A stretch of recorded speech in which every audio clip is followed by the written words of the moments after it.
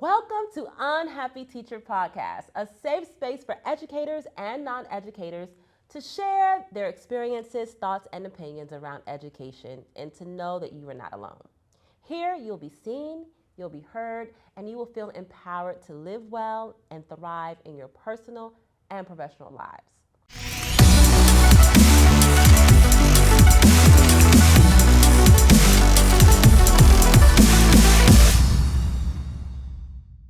I'm your host, Courtney Sillah, and today's episode, I want to provide you with the top 10 strategies for teachers to beat burnout, anxiety, and frustration at the start of the new school year. These tips can also be used during the middle and end. All throughout the year, you're going to need them. So go ahead, get your pens and papers, and get ready to jot them down. Number one, establish boundaries. As you go into the new year, I want you to sit down and really think about what are those boundaries that you need to create so that you feel comfortable this year. So you want to make sure that you're very clear with yourself about things that you did not like in the previous year or things that may trigger you. Make sure that you are setting boundaries in your classroom, with your students, with your colleagues, and that you are also separating that personal life from your home life. You want to make sure that you have specific times set aside for work-related tasks, such as lesson planning, grades, and also to make sure that when you get home, you're able to disconnect and relax during those non-contractual hours. And I say that because it's hard to do. And it's hard to do when you're passionate about something and you know that you have deadlines to make. And let's be real, during the school day, we don't always get that time to plan and or to grade. And so we essentially take things home. But no, not this year. You are setting boundaries. So for me personally, the boundaries that I'm working on this year is respecting my time. Time is very, very valuable to me. And I have often felt that it's not respected. I have sat in meetings that I did not really need to be there, but I'm always, okay, I'll go. I'll sit there in retrospect of someone else not being able to be there. I've also sat in meetings because simply I have to, even though I know these things. I even had colleagues sometimes wonder, like, why am I sitting in this meeting if I don't teach this subject? Oh, but you support this subject. But what they're talking about is not relative to.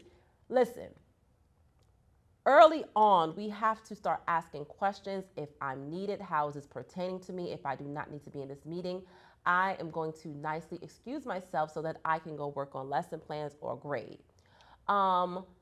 Duties. Lunch duties. If you find that your lunch period, the time that you have designated aside to eat your food, is being taken over, occupied, you need to cut a boundary there. If you feel that you are often being asked to do extra things all the time, you're the person doing it.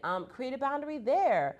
If you feel like even this, people just walk in your classroom and just start talking without acknowledging you. I mean, whatever it is, you have to create that boundary. You are teaching people how to deal with you and how to treat you, down from your students down to the administration. And you don't have to be confrontational when you're setting your boundaries. It doesn't have to be where you're being mean and you're like, nope, I'm not doing this. It doesn't have to be like that. You can just clearly state what you can and cannot do in a nice way. Or, I should say, and a lot of it will have to be some compromise in there. As we know, in some of our schools, we're always short-staffed, right? They need help with this. So there may be some even compromises needed where you have to take home work. But again, be very clear with yourself. When you go home after your contractual hours, how much time are you spending on lesson plans, on grades, on things outside of school? Check with yourself. Now, you can designate maybe 1, 2 hours, 3 hours, However much time you can set aside, but end it. Have a cutoff point so that you don't find yourself in your whole life just surrounded by all the work that you have to do. It's important that you find time for yourself, for your family, for your friends, which leads me into number 2, practicing self-care daily. Not just when you're stressed out and all those emotions have already arisen and you've already done bursted out and bubbled over because you can't take it no more, but start implementing little daily practices each day. So, for example, if you exercise, if you know that you have to get up before work to do that, do it. It's hard, I know, but I did it, and I found the days that I did exercise before going to work was really helpful. Versus, I don't have the energy after work to do so. Meditate. If you find that meditating, get to work early. Set up your classroom, set up your desk, meditate. On the weekends, take a class, take a dance class, a yoga class. Find time to read. Any of the hobbies that you enjoy doing, make sure you find time to do it. Put it on your calendar. If you put it on your calendar, then it's most likely will happen. I know me. If I put it on my calendar, that means that I set aside purposeful time to do it, and so I'm more likely to do it. If you need help with planning instead of setting aside time to do these things and your self-care daily, go ahead and go to our website, unhappyteacher.com, and purchase our planner that can help you get organized with some of these things.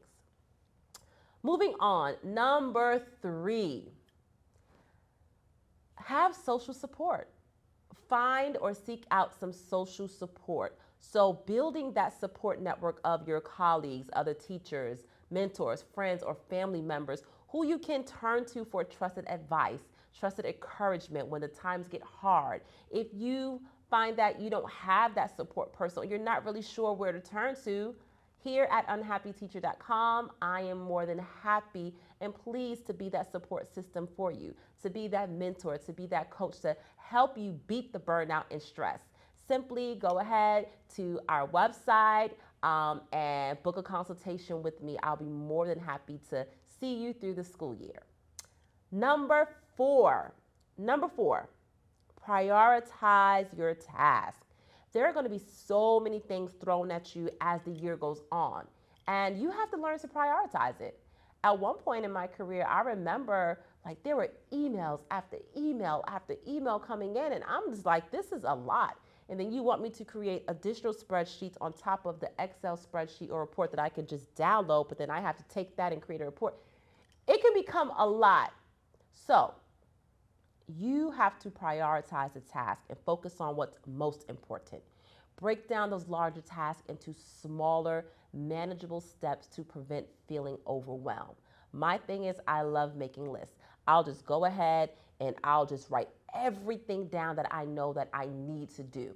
And then I take a look at it from there and I start to prioritize it. And then here's another thing. You do not have to get everything done in one day. Rome was not built in a day. You do not get a prize for being overworked, overwhelmed, or stressed out. So give yourself time. Make that list, put it all out there, and then start to number them one by one as far as priority. Which one needs to get done first? I have a teacher planner that can also help you with this. So go ahead, go to our website, unhappyteacher.com, and be sure to purchase that planner. Moving on to number five, learn to say no. This is something I had to learn to do. Don't overcommit yourself. I was a person that was like, yes, oh, I'll do it. Okay, I'll do it. And then when you become that person of, yes, I'll do it, you're the person that people know to go to because they're like, oh, she'll do it. She said yes last time. Oh, I know she'll do it. And then here you are overworked. You've overcommit yourself, and now you have all this stress, anxiety, and no time to do the things that you need to do for your personal classroom or for your personal life. So do not overcommit yourself. It's okay to say no.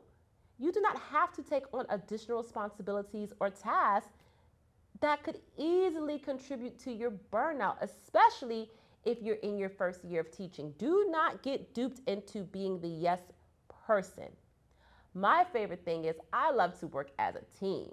So if there is a task out there or additional responsibility that it's like nobody kind of really wants to do, set up a team. You do not have to volunteer, but a lot of times we sometimes are in the room like, hey, you know what? I'll take one for the team, right? I'll just do it. But no, you can ask someone to join in with that task for you. And sometimes you'll find out people would rather do that, work together and split a responsibility than being the sole person. So another example is being the lead teacher or your lead curriculum lead teacher. Many times that may be one person. It does not have to be one person. It can be two. You can split the work so that it does not feel overwhelmed. Do not overcommit yourself and try to overwhelm yourself. There's no special reward you get from that. You'll just be burnt out and tired and stressed at the end of the year. So learn to say no. Moving on to number 6. Number 6, practice mindfulness. So what does that mean? Again, this is part of also creating a self-care daily routine. But in mindfulness, you are creating some type of routine where you're able to reduce stress and increase your self-awareness. So mindfulness, it can help you like stay present in the moment and manage a lot of situations that calls for you to be calm in. So where you're not like exploding over the boy tapping the pencil. You know how our kids love to just do little annoying things, right? So they're tapping a pencil, tapping a pencil. And now you've done exploded because it's annoying you, but there was something underlying before that pencil tapping. What really is bothering you? So being mindful and being able to say, okay, calmly redirect that child's attention. That involves meditating and also reflecting, which leads me into number 7. Reflect. Reflect and adjust. You should be regularly reflecting on your teaching practices, on yourself, and when you are reflecting, it can look like journaling. It could be writing. It could be speaking to someone, but being honest with yourself about things that are going well for you, things that aren't going well for you, and where you need to make adjustments at based on, again, what's working best for you and your students. So continuously improving yourself. If you can continue to improve yourself and be the best version of yourself you can be, then you are already on the path to reducing your stress, to reducing feelings of frustration, and to giving yourself a little boost of confidence. So journaling, I go back to journaling. This is something that I always knew that helped me out, but somewhere along the line, I stopped. I stopped journaling, I stopped writing because I think I was afraid of my own thoughts. I was afraid of my own revelations that was coming from when I was journaling. But I'm back at it. I'm doing the work to make sure that I'm the best version of myself. So at the end of this past school year, I was frustrated. I was beyond frustrated. I was at the brink of like, hey, is this for me? I think I need to quit. But in the midst of those emotions and that anger, that frustration I felt, I was actually on the computer, but I just started typing. I just started typing and getting out all my frustrations. What's making me mad? Why do I feel like this? And what type of year did I have? How did the year start out? How did we get to this ending? And I saw a lot of things. I realized so much. And I also realized my greater purpose and what's keeping me continuing in education. So if you do need any assistance with journaling, I also have some journals available on our website for purchase. I have a creative journal, which is just blank pages for you to freely write your thoughts out. I've also recently created a journal if you are struggling with speaking up, with finding your voice. That journal is called The Voice I Never Use, and they both are available on our platform, our website for you to purchase. Moving on, we are at number 8. So, with number 8, you must set realistic expectations. Understand that perfection, it's not attainable. It's not real. Everyone is not going to be perfect. You are not perfect. We are human. We have flaws, right? So be real with yourself. A lot of times, you have the school's expectations, your content expectations, what they want you to achieve. But then what are your realistic expectations for yourself and your students? So, for example, many times at the beginning of the year, mid-year or so, we are asked to create goals, right? Create goals and expectations. And, we want 80%, 85, 90% of our students to achieve proficiency or mastery in this content area or these standards. Great. That's wonderful. That is high expectations. We want that. But in your classroom, you may have a different set of expectations, realistic expectations where it's like, you know what? This student came in this year and they did not know any English, or their English was at a kindergarten level, which I've experienced a lot working with English as a second language, or ELL students, I will say English language learners.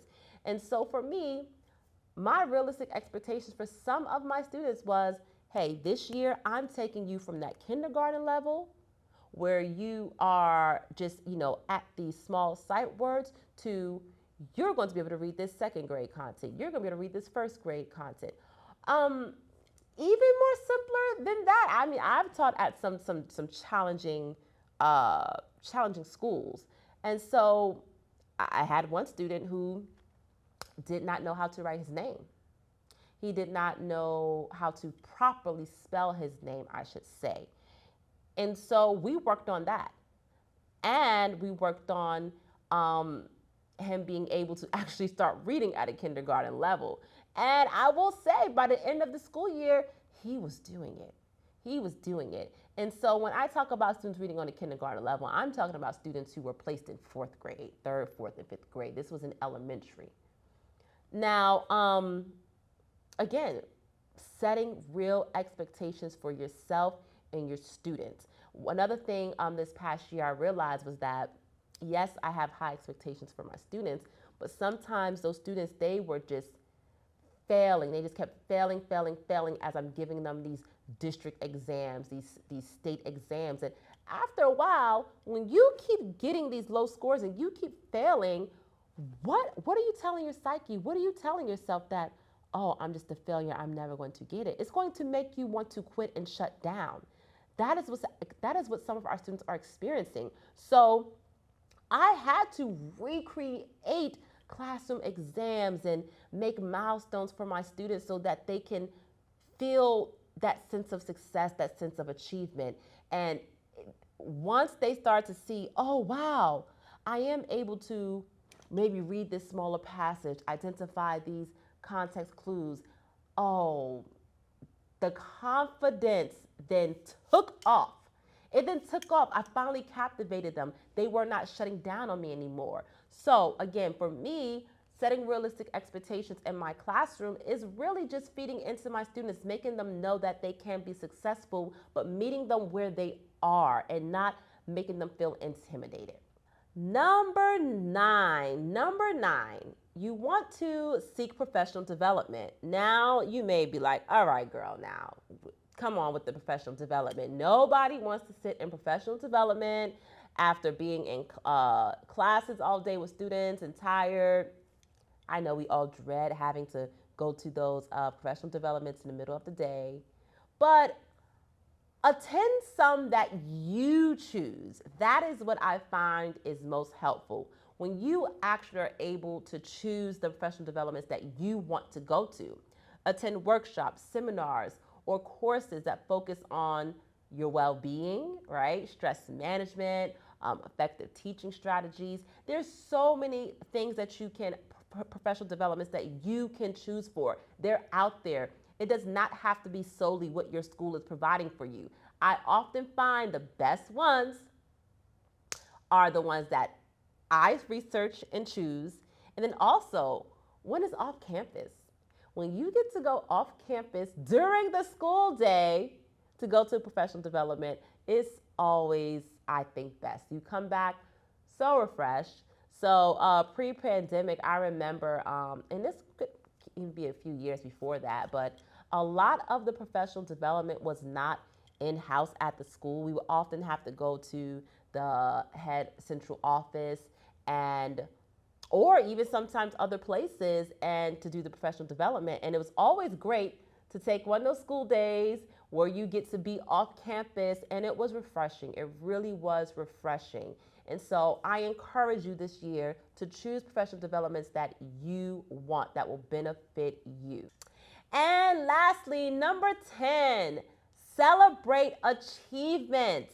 Acknowledge and celebrate your achievements. Celebrate yourself, no matter how small. You want to recognize your growth as an educator and the positive impact that you've been making. I struggled with this myself. I never would take a time to really celebrate myself. It had to be my team members to show me how to be celebrated. I remember, again, this past year, one of my team members will bring in just little mini treats, little cake or desserts or things like that, a little goodie bag, just to celebrate, like, hey, you're doing a great job being a team leader. You're doing a great job at coming to work every day. Thank you for being here. You're awesome. We made a few gains in our score. So take a moment to celebrate. So by incorporating these top 10 strategies into your routine, you will be able to really manage your stress much better and hopefully, prevent that burnout and maintain your well-being throughout the school year, not just at the beginning, but you have to start early. Let's get serious about taking care of ourselves. We pour so much into our students each and every day, but now it's time to pour into you. Let me leave you with this quote from Wayne Dyer. No one can create negativity or stress within you. Only you can do that by virtue of how you process your world. Remember to take time to think about yourself this school year. You matter. That's all I have for you today. Thank you so much for tuning in to Unhappy Teacher Podcast. Be sure to like and push that subscribe button. Before you get out of here, go push the subscribe button now. And make sure you tell a friend.